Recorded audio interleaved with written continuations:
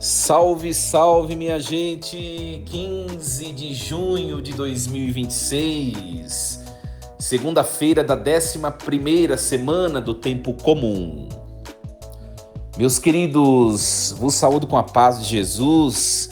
Obrigado pela sua companhia, uma alegria iniciarmos a nossa semana ouvindo a palavra de Deus e depois de ouvir, refletirmos um pouquinho sobre ela juntos. É sempre um privilégio. E quem escuta a palavra de Deus automaticamente se coloca em Deus e é acompanhado pelas bênçãos de Deus, né? Então, que todos vocês se sintam bem acolhidos. E vamos então iniciar. Segundou, né, gente? Começar a semana em nome do Pai e do Filho e do Espírito Santo. Amém.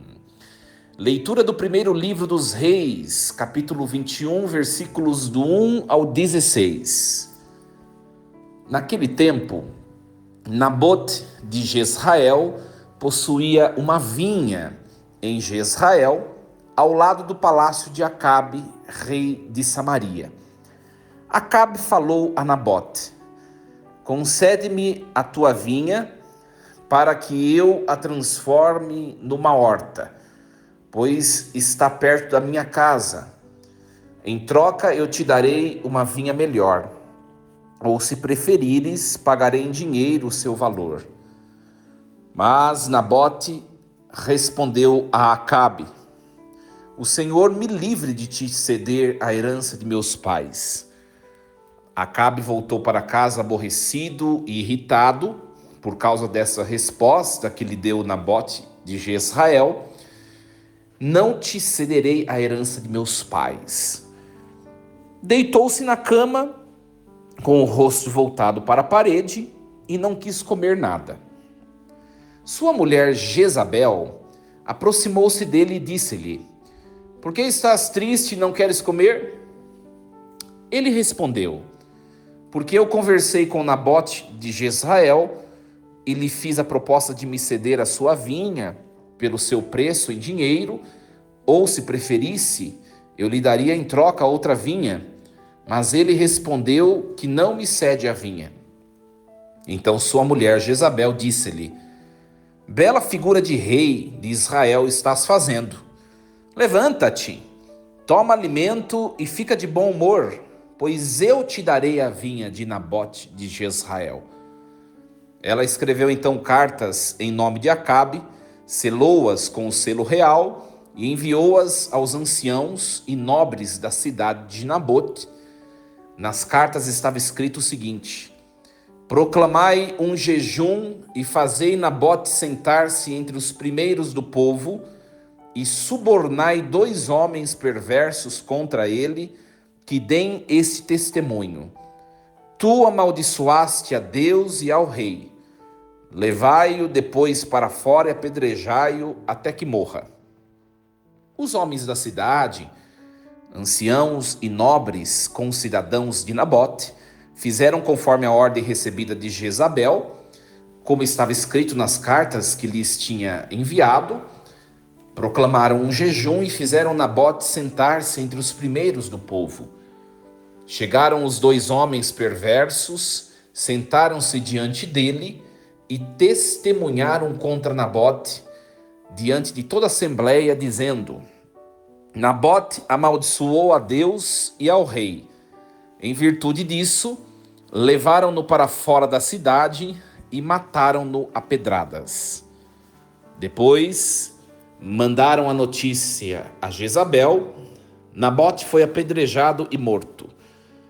Ao saber que Nabote tinha sido apedrejado e estava morto, Jezabel disse a Acabe: levanta-te e toma posse da vinha que Nabote de Jezrael não te quis ceder por seu preço em dinheiro, pois Nabote já não vive e está morto.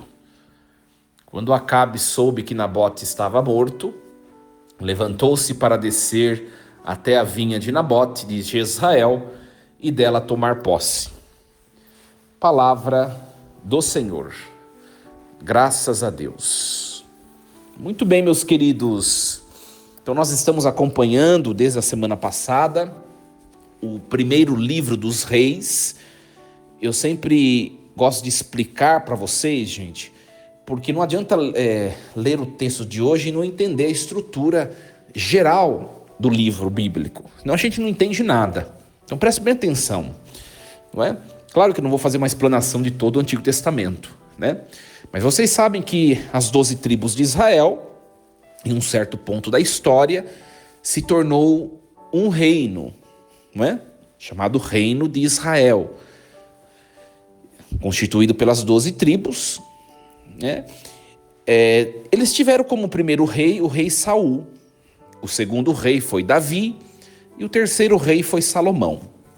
Sobre o reino de Saul está o texto do primeiro livro de Samuel, o texto bíblico do primeiro livro de Samuel, que fala do reinado de Saul. Sobre o reinado de Davi, é o segundo livro de Samuel, que fala do reinado de Davi. Sobre o reinado de Salomão, é o primeiro livro dos reis que nós estamos acompanhando. Só que o primeiro livro dos reis não fala somente do reinado de Salomão. Depois de Salomão, o que acontece? Após o auge do reino, que ainda era um reino só, sob Salomão, aconteceu mais ou menos entre os anos 970, 930 a.C. O que aconteceu? No reino de Salomão, a opressão tributária e a idolatria levaram à divisão do reino. Então, no ano 931, o reino unificado, ou a gente chama também de monarquia unificada de Israel, se dividiu. O reino do norte, Israel, continuou com o mesmo nome, a parte do norte, continuou com o mesmo nome e passou a se chamar Reino do Norte de Israel. Né? O reino do norte foi liderado pelo rei Jeroboão I, enquanto o reino do sul, né, permaneceu a linhagem de Davi, né, e foi governado, né, pelo rei Roboão, que era o neto de Davi, filho de Salomão. Tá? Então a linhagem de Davi ela continuou na parte de baixo. 10 tribos ficaram para o norte, né? Agora depois de Salomão, o rei Jeroboão I, e 2 tribos, que é o reino de Judá, ficou para o sul, que é o reino do sul, chamado de Judá, que continuou com a linhagem de Davi, governado agora, depois de Salomão, pelo filho de Salomão, que é Roboão I. Tá? Até o texto de hoje, a gente tem que entender um pouquinho a sucessão. Então, o primeiro livro dos reis que a gente está acompanhando fala do reinado de Salomão e fala também dessa divisão em 2 reinos. Por isso que eu estou explicando isso. Tá bom? No Reino do Norte, seguiu-se uma instabilidade política com várias dinastias. Então, não seguiu mais uma dinastia única na parte do norte. Tá? Passaram reis como Nadab, Bazã, Elá, Zinri, Onri. Né? Por exemplo, esse Onri, ele estabilizou o reino e ele fundou a capital Samaria, que na parte do norte não tinha capital, né? Como eles era um reino unificado, uma monarquia unificada. A capital era em Jerusalém. E Jerusalém fica lá embaixo, no sul. Então, quando divide, a capital fica para o sul, o norte ficou sem capital. Aí esse rei Onri, ele inventa a capital. Pega uma cidade lá do norte, que se chama Samaria, e faz dela a capital. Tá? E depois, esse Onri foi sucedido pelo seu filho, chamado Acabe, não é? Reinou dos anos 874 aos anos 853 a.C. E Acabe é o rei, né, protagonista do texto de hoje. Por isso que eu estou fazendo todo esse desenvolvimento. Então, nós estamos no Reino do Norte agora.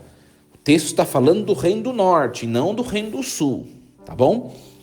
Porque o Reino do Sul continuou com a linhagem davídica e está tudo certo. O problema é o Reino do Norte. Inventaram um rei, aliás, vários reis e dinastias totalmente diferentes, que não eram descendentes de Davi, uma confusão só no norte. Inventaram uma capital. Depois, mais para frente, também, como a capital era em Jerusalém, quando o reino era unificado, tanto a capital ficou para o sul, quanto também o templo, que o templo era embaixo. Então, o norte ficou sem lugar de culto. Aí inventam também lugar de culto. A tribo de Levi, que era a tribo que cuidava do templo, também ficou lá para baixo. Aí eles inventam sacerdotes lá em cima. Então, a parte do norte foi uma confusão só. Então, o texto de agora está falando da parte do norte. Depois de Salomão, reinou alguns reis, tá? Passaram alguns reis, até chegar a Acabe, como eu falei, e Acabe tinha uma esposa, que se chamava Jezabel, casou-se com ela, e Jezabel era a princesa da Fenícia, né? Ou seja, uma terra de pagãos. Por isso Jezabel introduziu lá no Reino do Norte um culto agressivo a deuses falsos, chamado Baal, tá? E conseguiu muitos profetas para esses deuses falsos, tá bom? Qual lugar e qual contexto? O episódio de hoje ocorre num lugar chamado Jezreel, ou Jezreel. Algumas Bíblias você vai encontrar Jezreel, que é o lugar onde Acabe tinha um palácio de verão, tá? Então o contexto é de um conflito profundo entre o direito real absoluto, né, que é o modelo fenício de Jezabel, a esposa de Acabe, né, a tirania, sabe, a agressividade. Então o contexto é um conflito entre esse modelo, né, de reino, e também entre o direito teocrático de Israel, onde a terra ela pertence a Deus e é a herança inalienável das famílias. Então diz a lei de Deus que a terra pertence a Deus e é direito das pessoas, e ninguém pode tirar a terra das pessoas. Então o conflito de hoje que a gente está vendo que o rei quer tirar a terra, né, de Nabote, no fundo, não é assim, o problema não é somente matar Nabote, como nós vimos no desfecho do texto. O problema é que eles tomaram uma terra, eles estão desobedecendo a lei de Deus, que está na palavra de Deus, não é? Porque não se podia nessa época tirar terra de família, é inalienável o direito. A pessoa pode ser a pior que seja, pode estar devendo para não sei quem, mas a terra ninguém pode tirar. Então eles vão além de cometer o pecado grave do homicídio, eles vão roubar algo que pertence a Deus, que a terra pertence a Deus, tá? Então vamos acompanhar aqui essa perícope narra então esse episódio da chamada vinha de Nabote. É um dos textos mais emblemáticos sobre a corrupção do poder e a injustiça social, muito interessante. E Nabote representa o israelita fiel que guarda a lei, né? Enquanto que o rei Acabe e a sua esposa Jezabel representam o poder que se coloca acima da ética, acima da religião, para satisfazer os seus caprichos pessoais, tá? E aí esse texto prepara o caminho para a intervenção do profeta Elias. Onde tem um rei corrupto e um reino corrompido, surgem os profetas. A gente precisa entender isso. Então os profetas bíblicos, gente, eles surgem todos eles na era da monarquia, para denunciar e anunciar, denunciar os crimes do rei e do reino. Então vai surgir o profeta Elias que vai bater de frente com o rei Acabe. Então a gente tem que entender isso. Então nós estamos no Reino do Norte, tá? Para vocês entenderem a Bíblia, gente, depois de Salomão o reino se divide, tem texto de profetas que vão falar sobre o Reino do Norte. Tem outros profetas que vão falar sobre o Reino do Sul, tá? Então a gente precisa situar cada profeta num período histórico e no local, né? Isso é importante. Então, o texto começa dizendo que Nabote se recusa, ele é teimoso. Ele não quer vender a terra para Acabe. Acabe ia fazer tudo certinho, gente. Acabe não propôs roubar a terra de Nabote. Ele ia trocar por um outro pedaço de terra, porque para ele seria interessante exatamente aquela localidade onde Nabote morava. Ele queria construir uma horta ali que era próximo do palácio. Mas ele ia pagar. Só que não pode, a terra é um direito inalienável, como eu já falei, está na palavra de Deus. Então Nabote, ele foi fiel à lei, porque ele podia ter pego um terreno muito melhor. Só que ele sabe que isso é proibido pela lei. Então Nabote é a figura da fidelidade religiosa. Padre, onde está essa lei? Você pode ler essa lei no livro do Levítico. Vai lá no livro do Levítico, não é? No capítulo 25, no versículo 3. Tá? Ou você pode pesquisar também no livro dos Números, no capítulo 36, versículo 7. A terra é de Deus e a família é apenas a sua gestora. Então, vendê-la permanentemente era violar a aliança. Ou seja, você está lucrando em cima de algo que não é seu, porque a terra pertence a Deus. Então, Acabe, embora rei de Israel, ele se comporta como uma criança mimada, né, gente? Faz birra. Nabote não quis vender, ele foi para casa e falou, não vou comer. Né? Ficou esperneando igual uma criancinha, mimada. Né? Então, aqui demonstra que a sua cobiça, ela ignora a sacralidade da lei agrária do seu povo. Acabe não está nem aí com a lei religiosa, né, gente? Então, colocando na nossa vida, muitas vezes, gente, o mundo nos oferece negócios vantajosos ou trocas melhores que exigem a renúncia aos nossos valores fundamentais ou à nossa herança espiritual. Nabote nos ensina a dizer não ao poder quando este fere a nossa consciência e a nossa fidelidade a Deus. Mesmo que isso nos traga aborrecimento para nós ou aos poderosos. Né? Então, é você ser uma pessoa autêntica. No fundo, nós dizemos o que, se for resumir a pessoa de Nabote, nós diríamos que Nabote é um homem que tem caráter, tem ética e tem boa conduta moral. Ele não se vende, ele não troca o valor religioso por um dinheiro a mais que ele ganharia do rei Acabe. Dei para vocês entenderem? Então, aí o texto prossegue, né? Jezabel, ela introduz aqui nessa história a lógica do despotismo pagão. O rei é a lei e ponto. Né? Então, ela usa a própria estrutura religiosa. Olha só, ela manda fazer jejum na carta que ela escreve, né? Ela manda fazer jejum, ela usa a estrutura religiosa e a estrutura jurídica, pega duas testemunhas para poder cometer um crime. Então, ela usa de preceitos da religião de um Deus que ela não serve para poder sabotar. Né? Então, o jejum aqui é uma farsa para sugerir que um pecado grave foi cometido na cidade, vocês entenderam? Então Jezabel convocou o jejum para toda a cidade.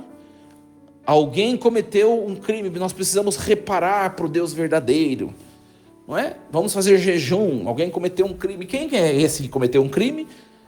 Aí ela vai pedir para as duas testemunhas. Vocês inventam que Nabote blasfemou. Olha só, gente.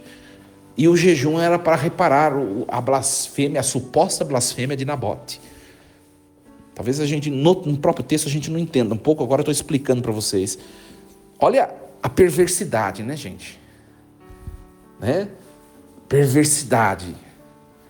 Então, é a corrupção total das instituições. Você usa algo que é lícito, mas de maneira enganosa. O mal, muitas vezes, gente, ele se disfarça de legalidade ou até de religiosidade para atingir os seus fins. Nós precisamos estar atentos sempre para não sermos cúmplices de sistemas que usam cartas e selos, entre aspas, oficiais para oprimir os pequenos, para promover a injustiça, a mentira. Então, a manipulação da verdade para destruir a reputação de alguém é uma prática antiga que ainda fere muitas comunidades.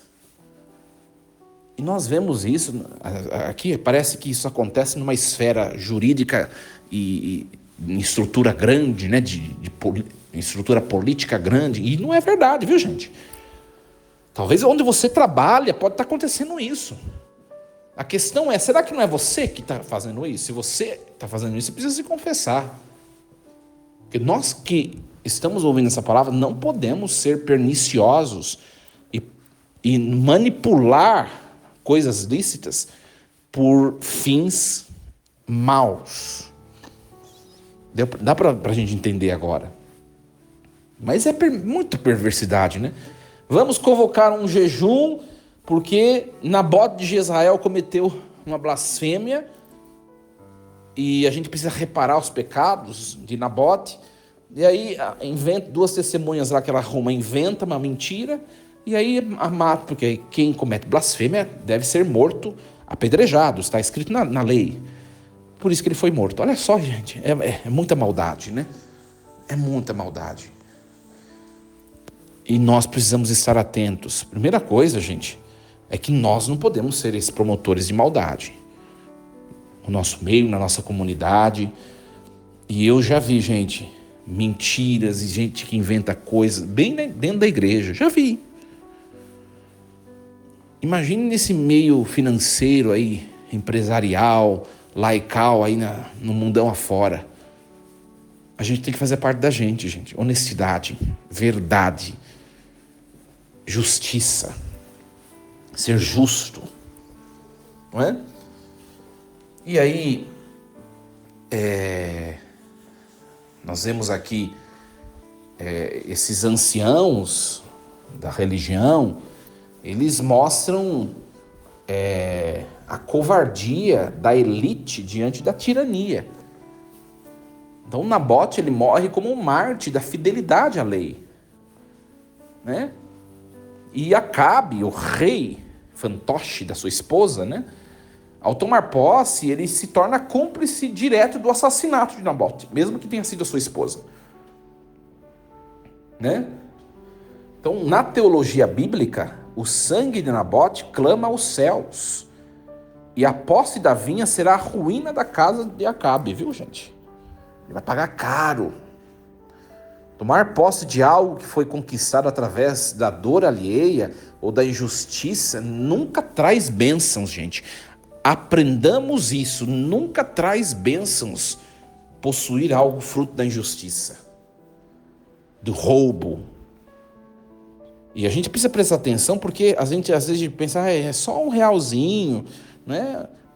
Você vai lá na fila, uma pessoa deixou cair um dinheirinho lá, você espera a pessoa sair, que ela não viu, você pega e guarda. Esse dinheiro não vai te trazer bênção, vai te trazer maldição. Seja justo, seja honesto. Eu digo a vocês, gente, a gente que lidar com a parte administrativa de paróquia aqui, eu digo a vocês, eu nem ponho a mão em dinheiro de igreja. Tem a equipe toda do conselho, né, que gerencia, a gente só fica gerindo, né, caminha junto. Mas por quê? Porque é algo que, se não for usado para o destino reto, é uma sujeira só dentro do sagrado. Então a gente tem que caminhar com dignidade, em verdade, né? Então é uma palavra muito, muito provocativa para nós, porque nós todos corremos o risco de, pela tentação mesmo, dizer assim, tentar nos enganar, mas isso não vai fazer diferença. Isso não vai fazer diferença. Então a reflexão aqui recai sobre a nossa omissão, né? Também às vezes. Os anciãos, eles sabiam que Nabote era inocente. Eles sabiam, esses anciãos do texto. Mas eles se calaram por medo ou por interesse, por medo da rainha. Ser cristão exige a coragem, muitas vezes, de não participar do apedrejamento moral de alguém. Às vezes você sabe que tem alguém que não é aquilo tudo que, né, que estão falando por aí, e você escuta falar perto de você e você não diz nada. Omissão é pecado grave. Que palavra forte hoje, né, gente? Eu nem vou prosseguir porque o nosso tempo estourou, mas é um texto muito cheio de detalhes. A gente podia ficar aqui o dia todo refletindo sobre ele e colhendo uma mensagem espiritual para a nossa vida, né?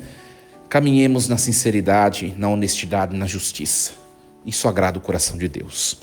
Força e coragem, em nome do Pai, do Filho e do Espírito Santo. Amém. Gente, obrigado pela presença de vocês. Não esqueçam de curtir esse material, de enviar para pessoas que precisam ouvir a palavra de Deus. E lembremos-nos sempre, Deus está no comando de tudo.